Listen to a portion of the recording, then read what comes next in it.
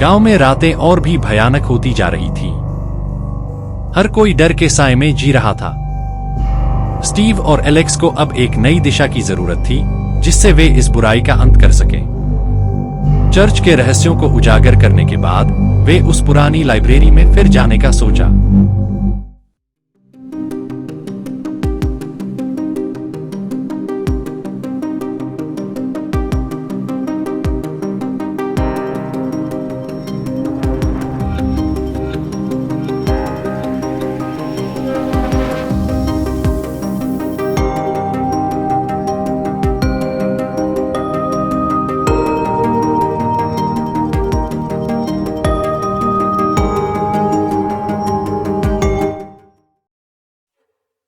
Steve और Alex ने पुस्तकालय का रास्ता तय किया।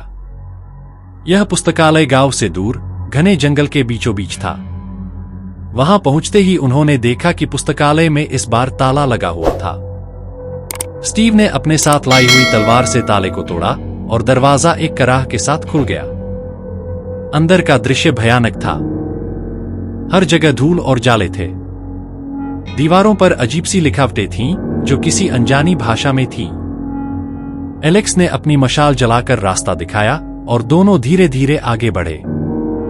पुस्तकालय के अंदर अनगिनत पुरानी किताबें थीं, जिनमें से कुछ का रंग उड़ा हुआ था तो कुछ अज्जली हुई थी। स्टीव ने एक मोटी किताब उठाई, जिसका शीर्षक था द बुक ऑफ कर्सेस। इस किताब में उन लोगों के नाम लिखे थे जिन्होंने कभी शैतानी ताकतों के साथ समझौता किया था। स्टीव और एलेक्स ने ध्यान से किताब के पन्ने पलटे।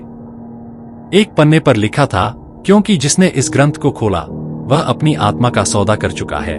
उसी समय पुस्तकालय की दीवारों से अजीब सी आवाजें आने लगी। एलेक्स ने डरते हुए स्टीव की ओर देखा, लेकिन स्टीव ने उसे साहस दिखाने के लिए कहा। अचानक किताबों के बीच से परछाइयां निकलने लगीं। वे परछाइयां उन लोगों की आत्माएं थीं जिन्होंने इस शापित पुस्तकालय में अपने जीवन का अंत किया था। स्टीव और एलेक्स ने अपनी तलवारें निकाल लीं और उन परछाइयों से लड़ने लगे। यह लड़ाई कठिन थी, क्योंकि वे आत्माएं अजेय प्रतीत हो रही थीं। स्टीव ने महसूस किया कि उन परछाइयों को मारने का एक ही तरीका था, उस शापित ग्रंथ को नष्ट करना। उसने जल्दी से ग्रंथ को उठाया और उसे आग में फेंक दिया। जैसे ही ग्रंथ जला, परछाइयां गायब हो गईं। पुस्तकालय अब शांत हो गया था। स्टीव और एलेक्स ने पुस्तकालय की बची हुई किताबों को देखा और उनमें से कुछ महत्वपूर्ण किताबें अपने साथ ले ली। उन्होंने समझा कि उन्हें अभी और भी खतरों का सामना करना होगा, लेकिन अब वे पहले से अधिक तैयार थे।